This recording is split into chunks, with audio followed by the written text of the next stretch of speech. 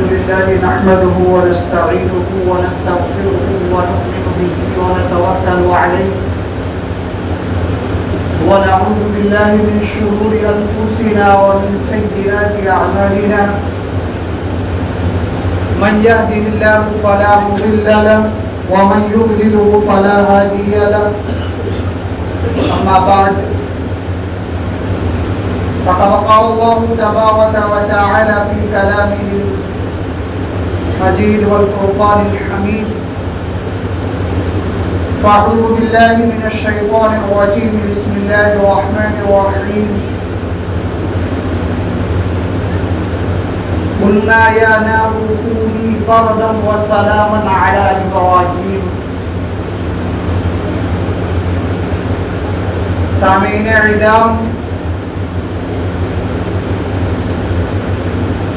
گزشتہ جمعہ بات چل رہی تھی حضرت ابراہیم علیہ السلام کے متعلق کہ اللہ تبارک و تعالی نے حضرت ابراہیم علیہ السلام کو بہت سارے امتحانات سے آزمایا اور ان تمام امتحانوں میں حضرت ابراہیم علیہ السلام اعلیٰ نمبروں سے کامیاب و کامران ہوئے.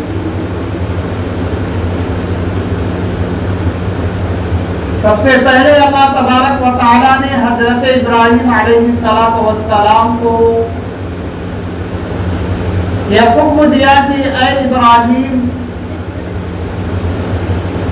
تم اپنے گھر میں میری خدائی کا اعلان کرو، میری حقانیت اور سمادانیت کا پرچم لہراؤ. حضرت ابراہیم علیہ السلام نے اپنے والد سے سوال کیا، یا ابت لم تعبد ما لا يسمع ولا يبصر ولا يغني عنك شيئا، کہ اے ابو جان، آپ ان بے جان پتھروں کی کیوں عبادت کرتے ہیں، حالانکہ آپ جانتے ہیں کہ یہ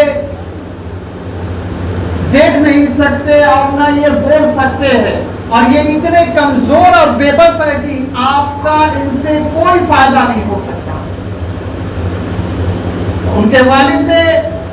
جب یہ سوال سنا تو غصے میں طیش میں آ کر کہتے ہیں کہ لَئِن لَّمْ تَنْتَهِ لَأَرْجُمَنَّكَ وَاهْجُرْنِي مَلِيًّا، کہ لَئِن لَّمْ تَنْتَهِ کہ اے ابراہیم، اگر تم اپنی حرکت سے باز نہیں آؤ گے اور سوال پہ سوال کرتے جاؤ گے،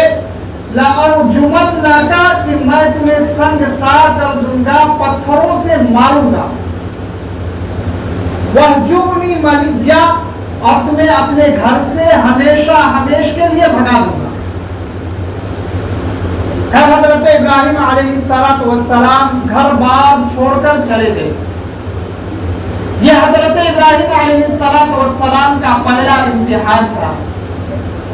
ایک وقت وہ بھی آیا کہ جب آپ کو خدا تعالی کی معرفت حاصل ہو گئی، ستاروں کے حقیقت سے آپ واقف ہو گئے، چاند اور سورج کی طاقت آپ پر عیا ہو گئی، ظاہر ہو گئی، آپ کو معلوم ہو گیا کہ ان کی حقیقت کیا ہے. اور جب آپ کو یہ یقین ہو گیا کہ یہ چاند، سورج اور ستارے قیامت تک معبود نہیں ہو سکتے، جب یہ اپنی بقا کے ذمہ دار نہیں ہے، جب یہ نکلنے اور ڈوبنے میں کسی دوسرے کے اشارے کے پابند ہے، جب یہ انہیں اپنے اوپر کنٹرول نہیں ہے، تو بھلا یہ معبود کیسے ہو سکتے ہیں، بھلا یہ خدا کیسے ہو سکتے ہیں. انہی احساسات اور جذبات کے نتیجے میں بتوں کے توڑنے کا مشہور واقعہ پیش آیا. واقعہ یہ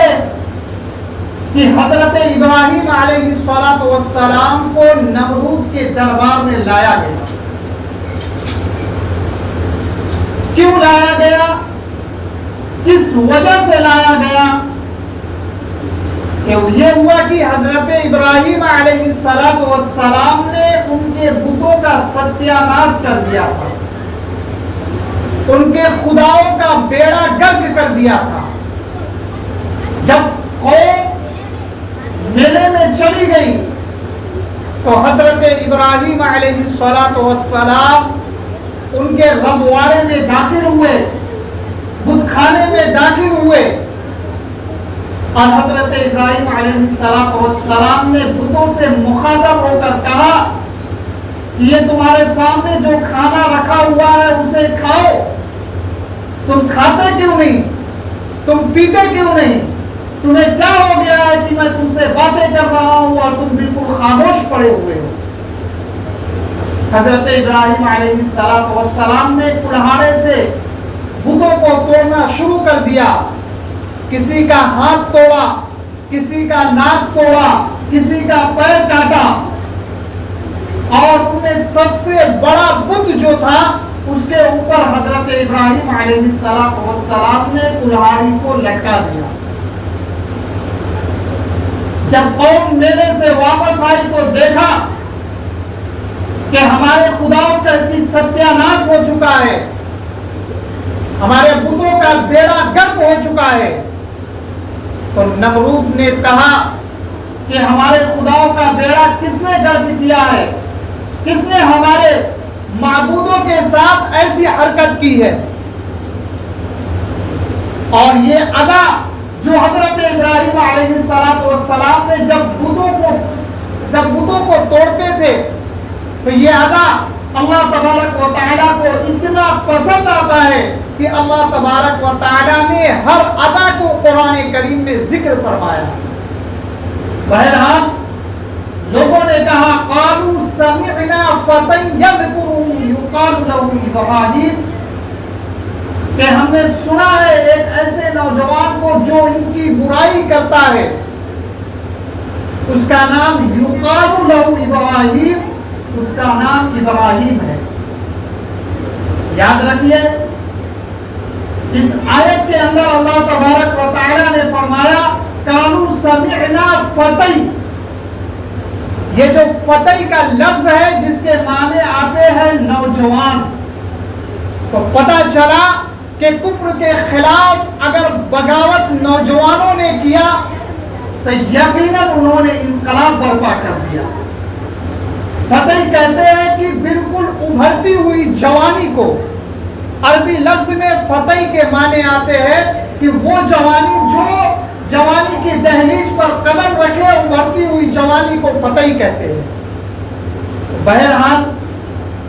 جب حضرت ابراہیم علیہ السلام کو نمرود کے دربار میں لایا گیا تو نمرود نے پوچھا کہ اے ابراہیم، تم نے میرے خداؤں کے ساتھ یہ کام کیا ہے، کیا یہ تمہاری حرکت ہے؟ حضرت ابراہیم علیہ السلام نے جواب میں نہ ہاں کہا اور نہ کہا، بلکہ بڑا عجیب طریقے سے جواب دیا۔ بلکہ حضرت ابراہیم علیہ السلام نے حکیمانہ جواب دیا اور پوچھا کہ تمہارے معبودوں کو کیا ہو گیا ہے؟ انہوں نے کہا کہ ہمارے معبودوں کی ناک، کان اور پیر کسی نے توڑ دیا ہے۔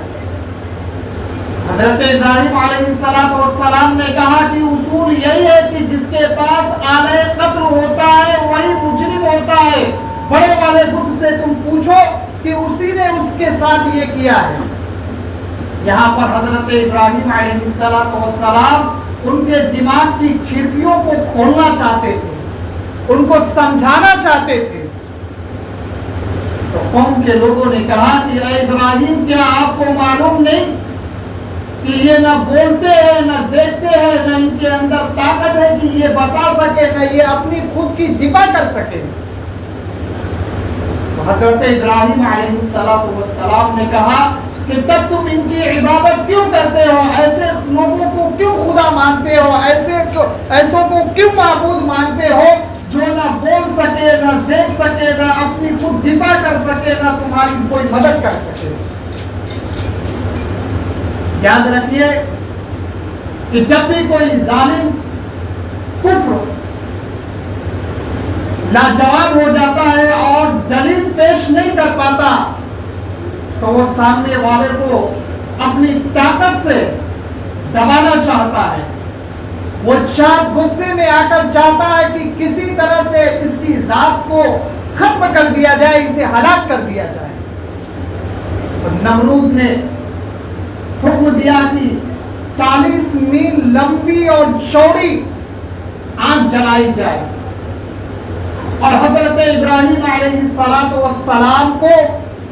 آگ جلانے کے بعد ایک ٹوکرے میں رکھا گیا اور پہلوانوں کو بلایا گیا. ایسی آگ جو آسمانوں سے بات کرتی تھی, جس کے لپٹ میں کوئی بھی آئے تو جل کر راکھ ہو جائے, دور دور تک لوگ کھڑے نہیں ہو پاتے تھے. حضرت ابراہیم علیہ السلام کو ایک ٹوکری میں رکھ کر آگ میں پھینک دیا گیا. عقل کہتی ہے کہ حضرت ابراہیم علیہ السلام جل جائیں گے, جل کر راکھ ہو جائیں گے, کیونکہ آگ کی صفت ہے کہ وہ لوہے کو پگھلا دیتی ہے, لکڑی کو جلا کر راکھ کر دیتی ہے, انسان کی ہڈیوں کو جلا دیتی ہے. لیکن عشق کہتا ہے کہ جس کی محبت میں حضرت ابراہیم علیہ السلام کو آگ میں ڈالا گیا ہے, اسی کے حکم سے آگ جلاتی ہے. آگ کے اندر جلانے کی صلاحیت جو ہے اسی کے حکم سے ہے. اگر وہ منع کر دے تو آگ کے اندر اتنی طاقت نہیں, اتنی قوت نہیں کہ وہ جلا سکے. جب حضرت ابراہیم علیہ السلام کو آگ میں ڈالا گیا تو اللہ تبارک و تعالی نے آگ کو حکم دیا, جسے قرآن کریم نے ان الفاظ میں نقشہ کھینچا ہے کہ قلنا یا نار کونی بردا وسلاما علی ابراہیم, کہ جب حضرت ابراہیم علیہ السلام کو آگ میں ڈالا گیا تو اللہ تبارک و تعالی نے کہا کہ اے آگ, حضرت ابراہیم علیہ السلام پر سلامتی کے ساتھ ٹھنڈی ہو جا. یہاں پر رک کر آیت کو سمجھیے کہ ٹھنڈی ہونا ایک ہوتا ہے کہ برف کی طرح ٹھنڈا ہو جانا, اور جب برف کی طرح ٹھنڈا ہوگا تو اس کے اندر انسان اگر وہاں رہے گا تو تکلیف ہوگی. لیکن اللہ تبارک و تعالی نے کہا کہ اے آگ ایسی ہی ٹھنڈی ہو جا جو حضرت ابراہیم علیہ السلام کے لیے سلامتی کا ضامن بنے. یہ حضرت ابراہیم علیہ السلام کا دوسرا امتحان تھا, جس میں حضرت ابراہیم علیہ السلام اعلیٰ نمبروں سے کامیاب ہو کر مختصراً عرض کر دوں کہ حضرت ابراہیم علیہ السلام نمرود کے دربار میں اللہ کی وحدانیت, اس کی سمادانیت اور اس کی حقانیت کا پرچم لہرانے کے بعد مصر کی طرف ہجرت فرمائی. تبلیغ دین کی خاطر گھر بار سب کچھ چھوڑ دیا. دھیرے دھیرے وقت گزرتا گیا. حضرت ابراہیم علیہ السلام کی عمر بھی بڑھتی گئی, یہاں تک کہ حضرت ابراہیم علیہ السلام کی عمر 80 سال 90 سال سے زیادہ ہو گئی. لیکن اللہ کی قدرت میں غور تو کیجئے کہ ابھی تک آپ کے یہاں کوئی اولاد نہیں تھی, آپ کا کوئی وارث نہیں تھا, آپ کے دکھ درد کا کوئی شریک نہیں تھا, آپ کے بڑھاپے کا کوئی مضبوط سہارا نہیں تھا. چنانچہ اتنی بڑی عمر میں حضرت ابراہیم علیہ السلام کو بھی بڑھاپے کا احساس ہوا, اور دل میں یہ احساس اور جذبات پیدا ہوئے اور کہ اگر اللہ تبارک و تعالی کوئی اولاد عطا کر دیتے تو بڑا احسان ہوتا, وہ میرے بڑھاپے کا سہارا بنتا, میرے بعد میرے دین کے چراغ کو روشن کیے رہتا, میرے بعد میرے مشن کی بات دوڑ کو سنبھالتا. آپ نبی تو تھے ہی, نا امیدی خلاف شان تھی، فوراً اللہ کے دربار میں ہاتھ اٹھا کر عرض کیا ربی حب لی من الصالحین، ربی حب لی من الصالحین، ربی حب لی من الصالحین، کہ اے اللہ آپ اچھی طرح سے جانتے ہیں، آپ بخوبی واقف ہے کہ ابھی تک میری جھولی خالی ہے، اولاد کی نعمت سے میں محروم ہوں، اے الہ العالمین مجھے ایک ایسا اولاد عطا کیجئے، ایک ایسا فرزند عطا کیجئے جو نیک اور صالح ہو، صلاح اور تقوی کا خوگر ہو۔ اللہ تبارک و تعالیٰ نے حضرت ابراہیم علیہ السلام کی دعا کو قبول فرما لیا اور قرآن کی زبان میں اعلان ہوا فبشرناہ بغلام حلیم کہ اے ابراہیم تو نے نیک اولاد کی خواہش کی تھی، صالح فرزند کی درخواست کی تھی، سنو میں اسے نیک اور صالح بنانے کے ساتھ ساتھ حلیم اور بردبار بھی بناؤں گا، کیونکہ میں عالم الغیب ہوں، مجھے معلوم ہے کہ آگے چل کر اسے بھی امتحانات کی وادیاں طے کرنی ہے، اس لیے اسے پریشانی اور مشقتوں کا برداشت کرنے والا بھی بناؤں گا۔ حضرت ابراہیم علیہ السلام کی دعا قبول ہو گئی اور فرزند کی صورت میں حضرت اسماعیل علیہ السلام کی ولادت بھی ہو گئی، لیکن امتحان کا سلسلہ ختم نہیں ہوا، بلکہ پچھلے امتحان سے بھی زیادہ مشکل امتحان کا وقت آیا۔ دعا کرے کہ اللہ تبارک و تعالی ہمیں اور آپ کو کہنے اور سننے سے زیادہ ہم سب کو عمل کرنے کی توفیق عطا فرمائے، آمین وآخر الدعوات۔